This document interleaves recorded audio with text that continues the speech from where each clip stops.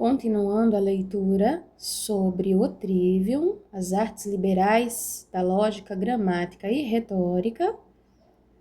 Hoje vou ler o capítulo 1, que trata sobre as artes liberais, iniciando na página 21.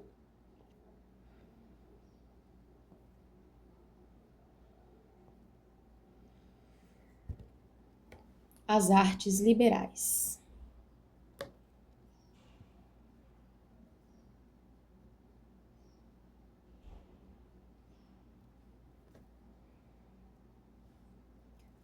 As artes liberais. As artes liberais denotam os 7 ramos do conhecimento que iniciam o jovem numa vida de aprendizagem. O conceito é do período clássico, mas a expressão e a divisão das artes em trivium e quadrivium datam da Idade Média. O trivium e o quadrivium. O trivium inclui aqueles aspectos das artes liberais pertinentes à mente e o quadrivium aqueles aspectos das artes liberais pertinentes à matéria. Lógica, gramática e retórica constituem o trivium. A aritmética, música, geometria e astronomia constituem o quadrivium. A lógica é a arte do pensamento. A gramática, a arte de inventar símbolos e combiná-los para expressar pensamento. E a retórica, a arte de comunicar pensamento de uma mente a outra ou a adaptação da linguagem à circunstância. A aritmética, ou a teoria do número, e a música, uma aplicação da teoria do número, a medição de quantidades discretas em movimento, são as artes da quantidade discreta ou número. A geometria, ou a teoria do espaço, e a astronomia, uma aplicação da teoria do espaço, são as artes da quantidade contínua ou extensão. O trivium, as 3 artes da linguagem pertinentes à mente. Lógica, arte do pensamento. Gramática, arte de inventar e combinar símbolos. Retórica, arte da comunicação. O quadrivium, as 4 artes da quantidade pertinentes à matéria. Quantidade discreta ou número. Aritmética, teoria do número. Música, aplicação da teoria do número. Quantidade contínua ou extensão. Geometria e astronomia. Geometria, teoria do espaço. Astronomia, aplicação da teoria do espaço. 1.1 As 7 artes liberais. Aqui há uma observação. Trivium significa o cruzamento e a articulação de 3 ramos ou caminhos e tem a conotação de um cruzamento de estradas acessível a todos. Quadrivium significa o cruzamento de 4 ramos ou caminhos.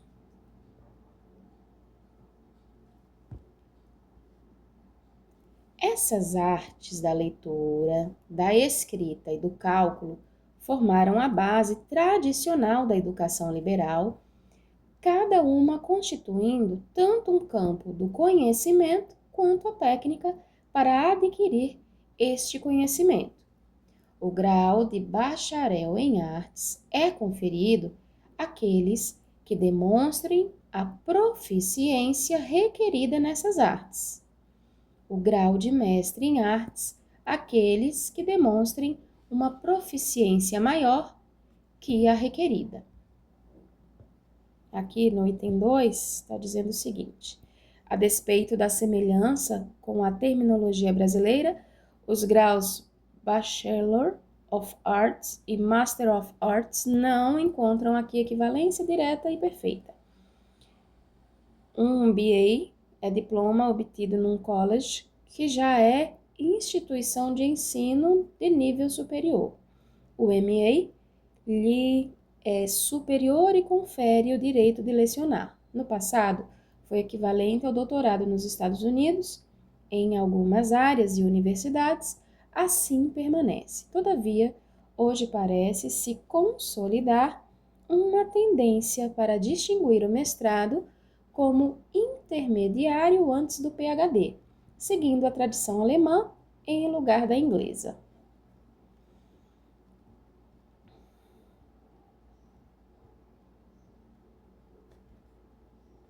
Hoje, como em séculos passados, o domínio das artes liberais é amplamente reconhecido como a melhor preparação para o estudo nas escolas de formação profissional, tais como as de medicina, direito, engenharia e teologia.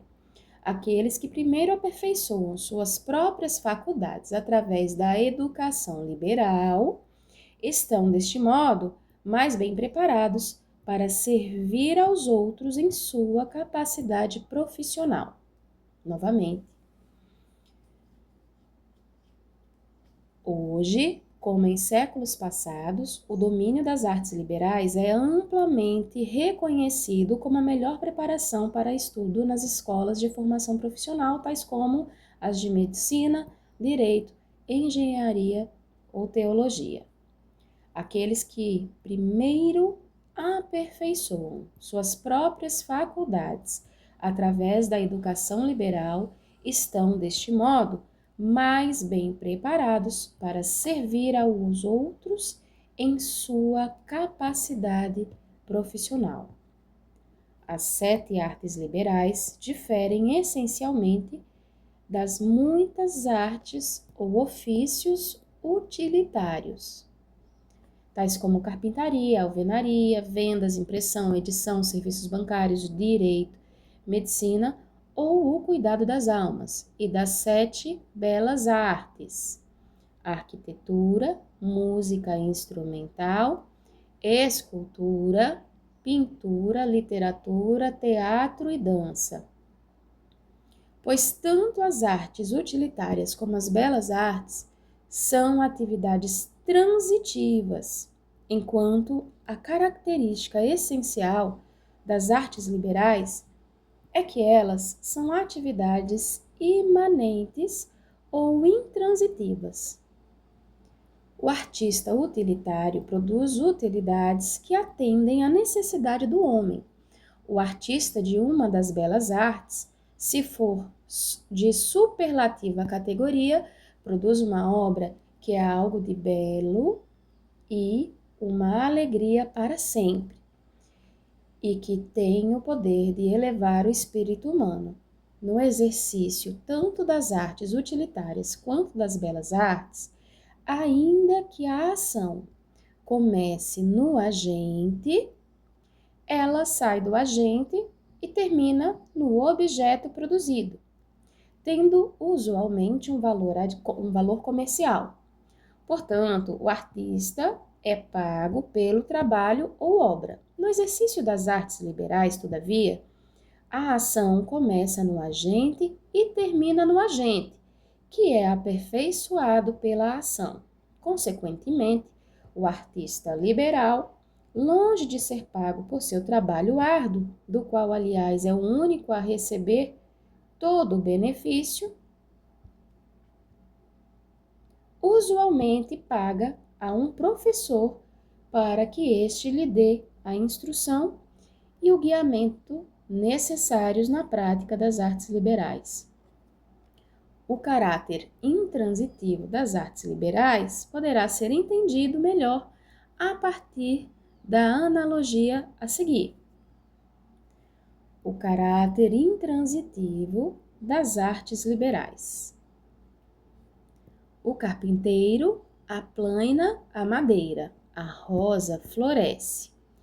A ação de um verbo transitivo, como a plaina, começa no agente, mas cruza e termina no objeto madeira.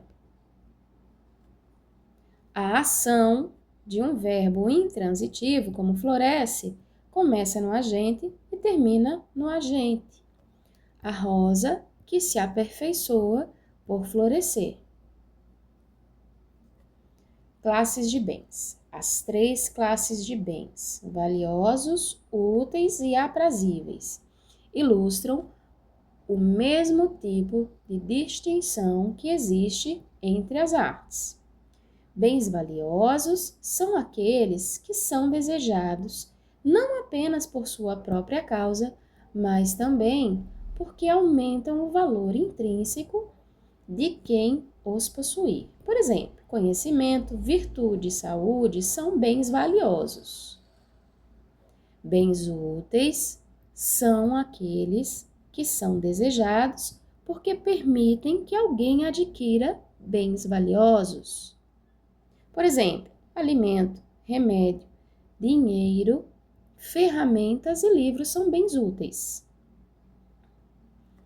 Bens aprazíveis são aqueles que são desejados por si mesmos em função da satisfação que dão a quem os possuir. Por exemplo, felicidade, uma reputação honrada, prestígio social, flores e comida saborosa são bens aprazíveis.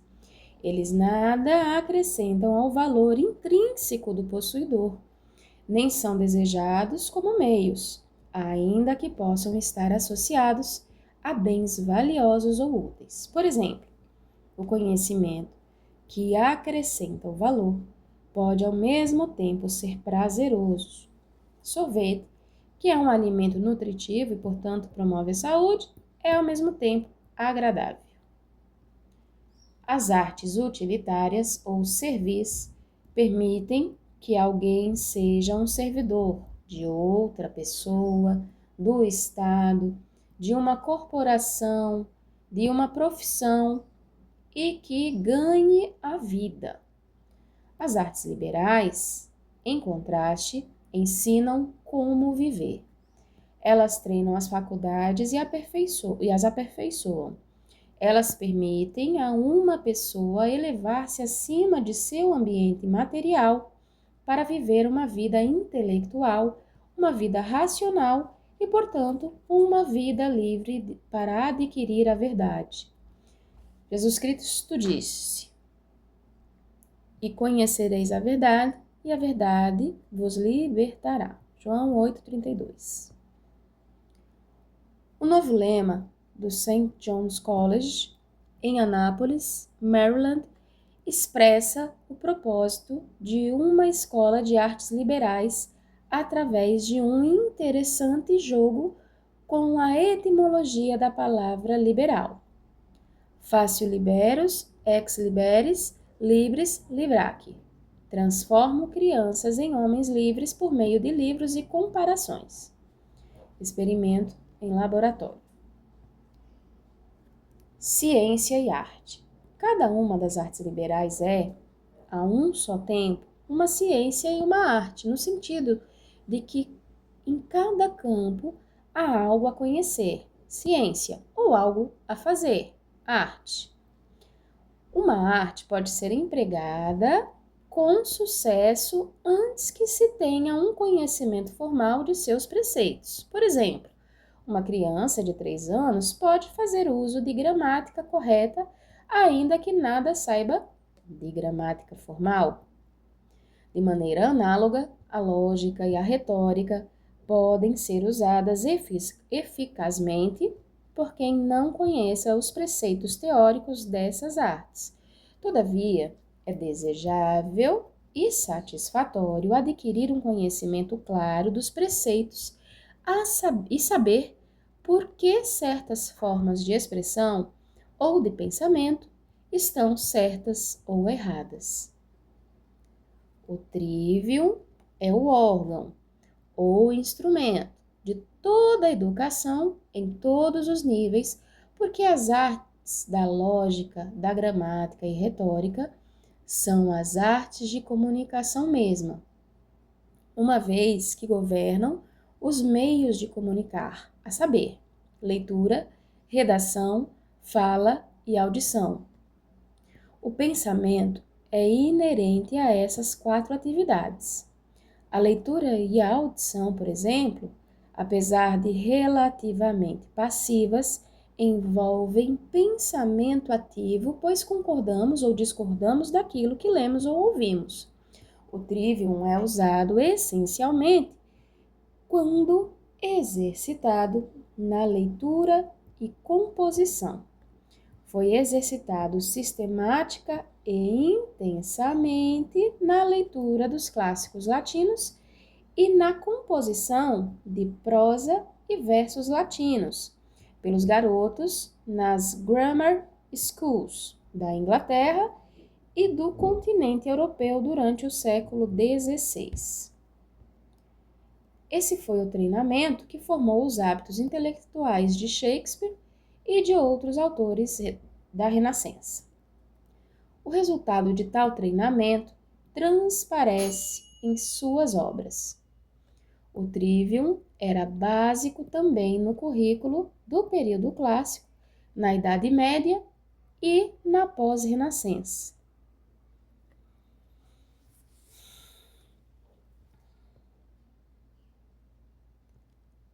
Na gramática grega de Dionísio da Trácia,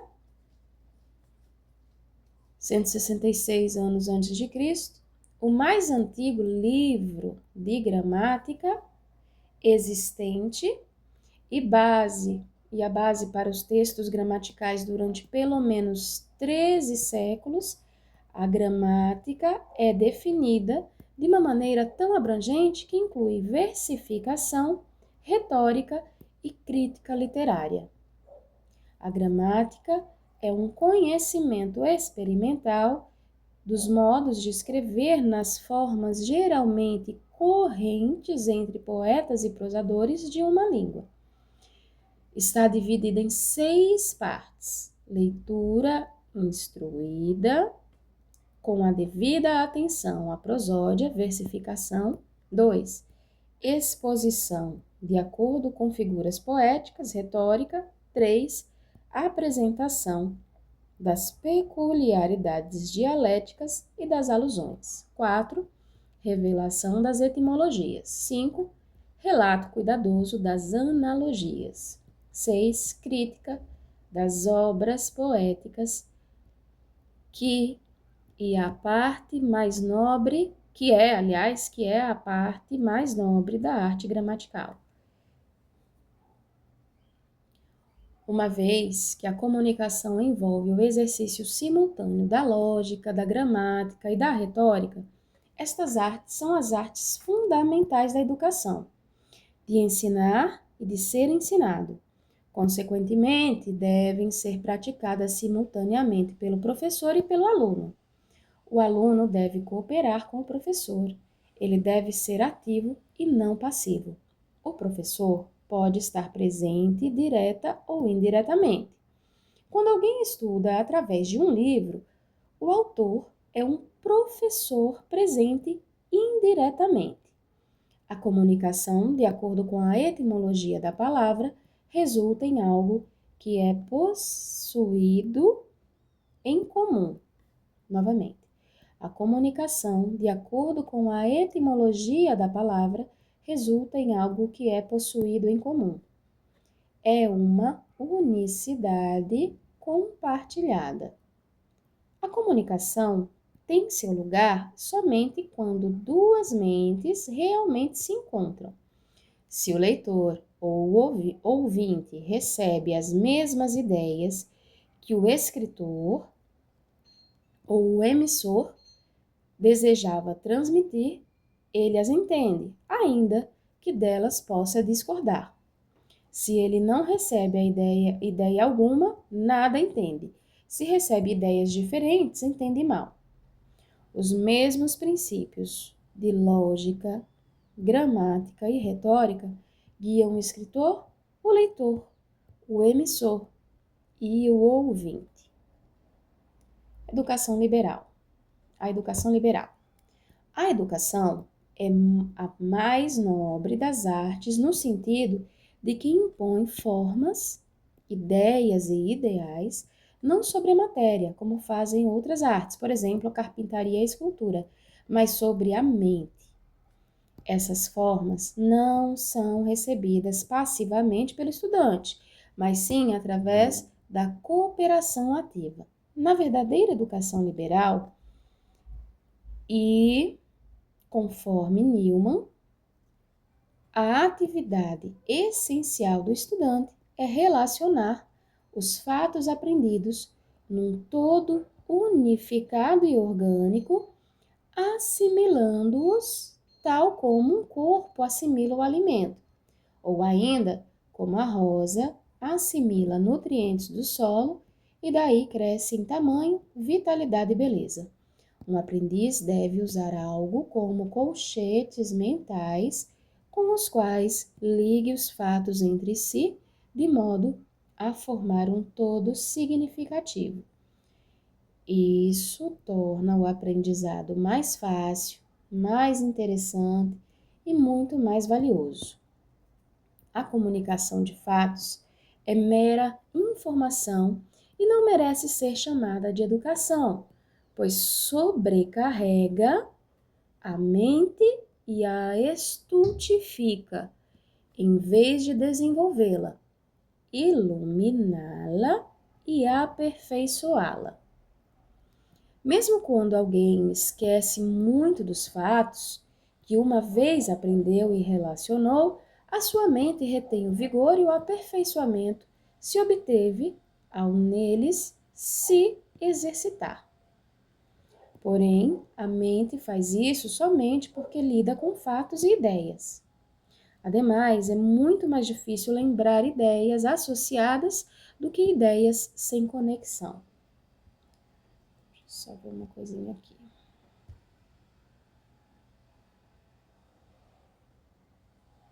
Aqui era uma observação que estava falando sobre os elementos do esboço da gramática de Dionísio da Trácia.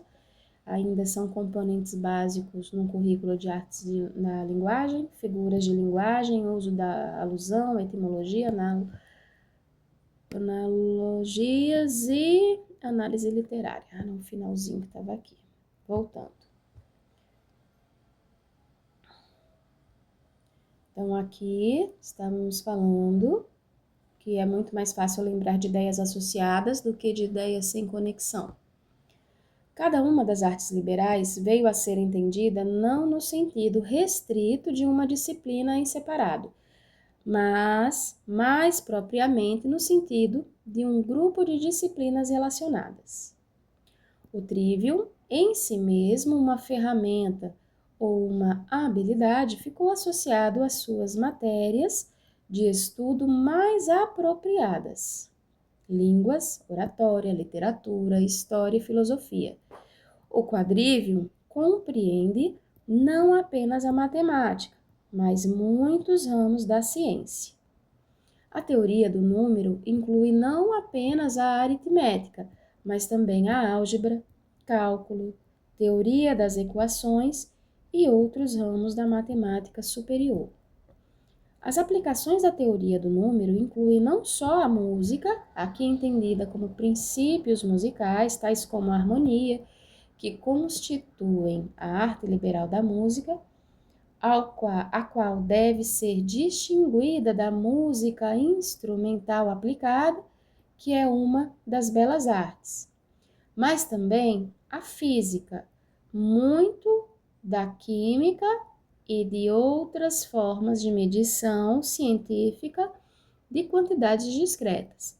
A teoria do espaço inclui geometria analítica e trigonometria. As aplicações da teoria do espaço incluem princípios da arquitetura, geografia, agrimensura e engenharia. Ler, escrever e contar constituem o cerne não apenas da educação elementar, mas também da educação superior. A competência no uso da linguagem e a competência em lidar com abstrações, particularmente As quantidades matemáticas são consideradas como os mais confiáveis índices do calibre intelectual de um estudante. Consequentemente, foram criados testes para medir essas competências, de modo que programas de orientação educacional e vocacional em instituições de ensino superior e nas Forças Armadas baseiam-se nos resultados de tais testes. As 3 artes da linguagem provêm disciplinarmente, uma vez que esta encontra expressão na linguagem. As 4 artes da quantidade provêm meios para o estudo da matéria, mais precisamente, extensão, visto que esta é a característica notável da matéria. A extensão é uma característica apenas da matéria, enquanto o número é característica tanto da matéria quanto do espírito. A função do trivium é treinar a mente para o estudo da matéria e do espírito, que juntos constituem a substância da realidade. O fruto da educação é a cultura que Matthew Arnold definiu como o conhecimento de nós mesmos, mente e do mundo matéria. De novo, o fruto da educação é a cultura que Matthew Arnold definiu como o conhecimento de nós mesmos, mente e do mundo matéria. Na doçura e na iluminação da cultura cristã, que acrescenta a inteligência de Deus e a de outros espíritos ao conhecimento do mundo e de nós mesmos, tornamo-nos verdadeiramente aptos a ver a vida resolutamente, a vê-la por inteiro. As artes da linguagem. As artes da linguagem e a realidade. As 3 artes da linguagem podem ser definidas conforme se relacionam com a realidade e entre si. A metafísica ou a ontologia, a ciência do ser, trata da realidade, da coisa tal como ela existe. A lógica, a gramática e a retórica têm as seguintes relações com a realidade. A lógica trata da coisa tal como ela é conhecida. A gramática trata da coisa tal como ela é simbolizada. E a retórica trata da coisa tal como ela é comunicada. Aqui embaixo as referências. A Metafísica de Aristóteles deu sequência à sua obra em física. Em grego clássico, meta significa depois ou além. Na metafísica, Aristóteles definiu os princípios primeiros do entendimento da realidade. A ontologia é um ramo da metafísica e trata da natureza do ser. 1.2 Linguagem e realidade. Ilustração. Relação entre metafísica e as artes da linguagem. A descoberta do planeta Plutão em 1930 ilustra a relação entre a metafísica e as artes da linguagem. O planeta Plutão já era uma entidade real, percorrendo a sua órbita em torno do Sol há muitos e muitos milênios, por nós desconhecido e, portanto, sem nome. A sua descoberta em 1930 não o criou, porém, ao ser descoberto, tornou-se uma entidade lógica. Quando lhe foi dado o nome Plutão, tornou-se uma entidade gramatical. Quando, por seu nome, o conhecimento dessa entidade foi comunicado a outros através da palavra falada e escrita, o planeta Plutão tornou-se, então, uma entidade retórica.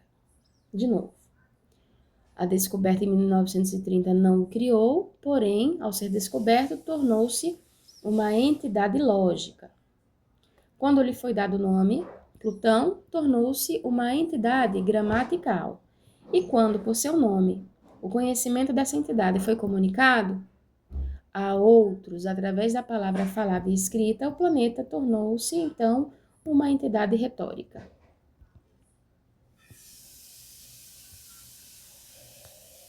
A realidade do planeta Plutão, soubesse alguém ou não da sua existência, pertence ao reino da metafísica. E a descoberta humana que dele foi feita, que o traz para o reino da lógica, gramática e retórica. É a descoberta humana que dele foi feita que o traz para o reino da lógica, gramática e retórica.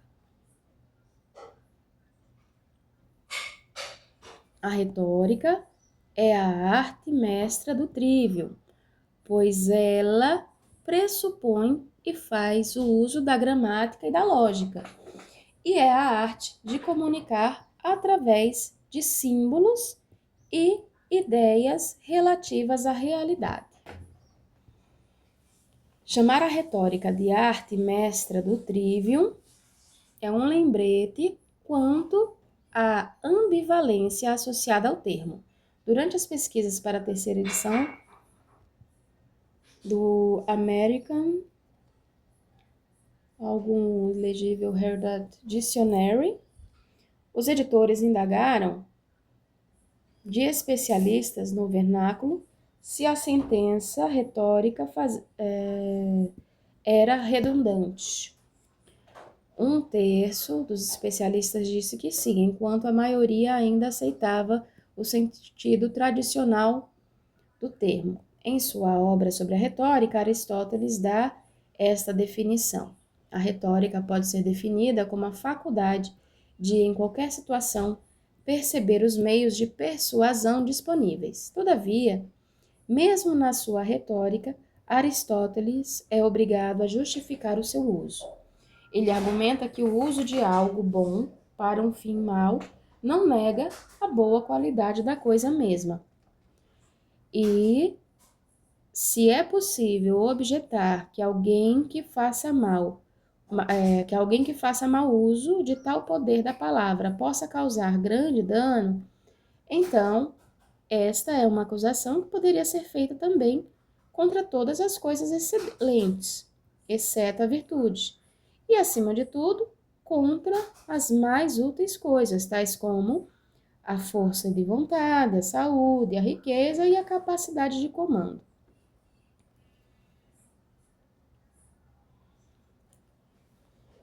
Então, a retórica é a arte mestra do trivium, pois ela pressupõe e faz uso da gramática e da lógica. É a arte de comunicar através de símbolos as ideias relativas à realidade. Comparação de materiais, funções e normas das artes da linguagem. As artes da linguagem conduzem o orador, o escritor, o ouvinte e o leitor ao uso correto e eficaz da linguagem. A fonética e a ortografia, que estão associadas à arte da gramática, são aqui incluídas para demonstrar sua relação com as outras artes da linguagem no que concerne a materiais, funções e normas. Fonética prescreve como combinar sons de modo a formar corretamente as palavras faladas. Ortografia prescreve como combinar letras de modo a formar corretamente as palavras escritas. Gramática prescreve como combinar palavras de modo a formar corretamente as frases. Retórica prescreve como combinar frases em parágrafos e estes numa composição completa que apresente unidade, coerência e a ênfase desejada, bem como clareza, vigor e beleza. Lógica prescreve como combinar conceitos em juízos e estes em silogismos e cadeias de raciocínio de modo a obter a verdade.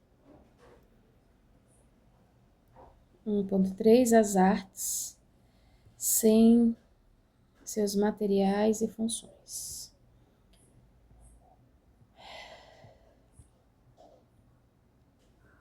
Uma vez que a retórica almeja mais a eficácia do que a correção, lida não apenas com o parágrafo e com a composição completa, mas também com a palavra e a frase, pois prescreve que a dicção seja clara e apropriada, que as frases sejam variadas na estrutura e no ritmo. A retórica reconhece vários níveis de discurso, tais como o letrado ou literário, donzela, corcel, o comum, moça, cavalo, o iletrado, mulezinha, o da gíria ou do regionalismo, cabrita, pangaré, e o técnico, homo sapiens, ecus, cabalos. Dada com o seu uso, a cada um com o seu uso apropriado. A adaptação da linguagem às circunstâncias, que é a função mesma da retórica, requer a escolha de um certo estilo e dicção própria quando alguém fala a adultos, de um outro estilo ao apresentar ideias científicas ao público em geral, e de um outro ainda quando essas ideias são apresentadas a um grupo de cientistas. Visto que a retórica é a arte mestra do trivium, pode até mesmo dar-se ao luxo de usar gramática ou lógica incorretas para efeito de caracterização de um personagem iletrado ou estúpido em uma narrativa qualquer. Tanto quanto a retórica é a arte mestra do trivium, a lógica é a arte das artes porque dirige o ato mesmo de raciocinar, o qual dirige todos os outros atos humanos ao seu fim apropriado através dos meios que determina. No prefácio, a sua Art of Logic, o poeta Milton observa: o assunto geral das artes gerais é tanto a razão quanto a palavra. Elas são empregadas, quer no aperfeiçoamento do raciocínio em benefício do bem, pensar, tal como na lógica, quer no aperfeiçoamento do modo de falar, e tanto em benefício do uso correto das palavras, tal como na gramática, quanto para o uso eficaz das palavras, tal como na retórica. De todas as artes, a primeira e mais geral é a lógica, seguida da gramática e, por último, da retórica, uma vez que pode haver muito uso da razão sem o falar, mas nenhum uso da palavra sem a razão. Então, de todas as artes, a primeira e mais geral é a lógica, seguida da gramática e, por último, da retórica, uma vez que pode haver muito uso da razão sem o falar, mas nenhum uso da palavra sem a razão. Demos o segundo lugar à gramática porque o uso correto da palavra pode ser feito sem adornos, mas dificilmente se poderá adorná-lo antes de que esteja correto. Considerando que as artes da linguagem são normativas, elas são estudos práticos quando em contraste com os teóricos. Um estudo teórico é aquele que busca apenas conhecer a astronomia, por exemplo. Nós podemos apenas saber algo a respeito dos corpos celestes. Não podemos influenciar seus movimentos.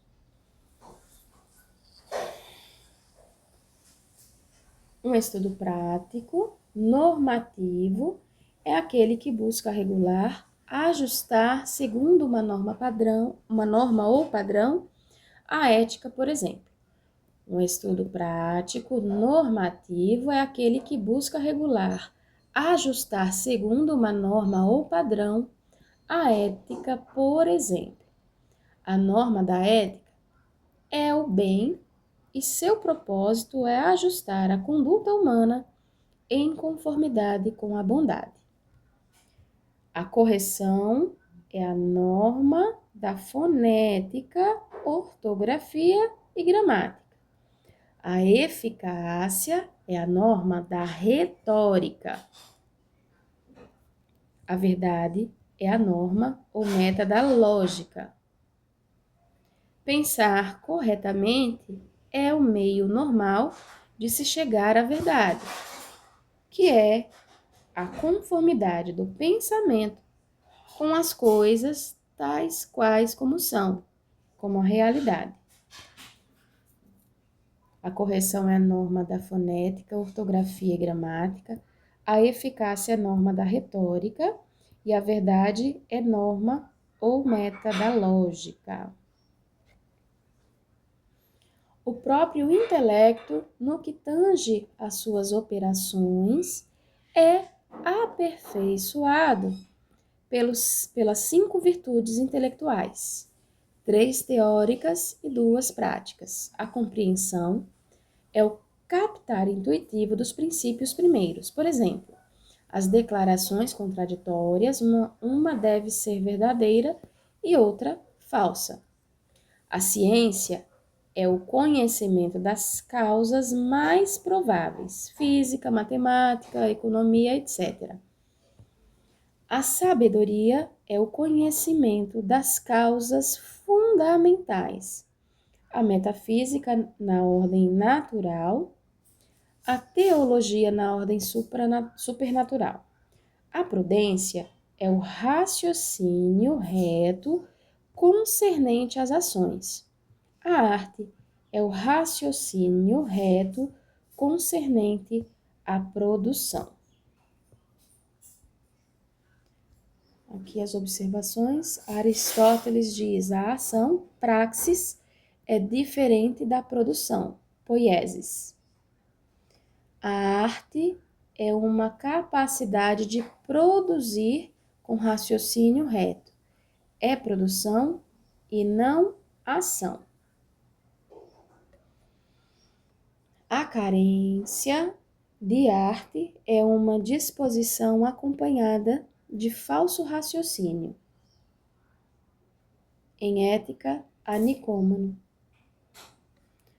O Trivium oferece uma precisão no modo de pensar que frequentemente reflete-se no uso de categorias. Neste aspecto, a irmã Miriam Joseph segue Aristóteles, cujos escritos dão forma ao Trivium. Categorias. É uma das obras de Aristóteles que apresentam a sua teoria da lógica. Neste aspecto, a irmã Miriam Joseph segue Aristóteles, cujos escritos dão forma ao Trivium, categorias. É uma das obras de Aristóteles que apresentam a sua teoria da lógica.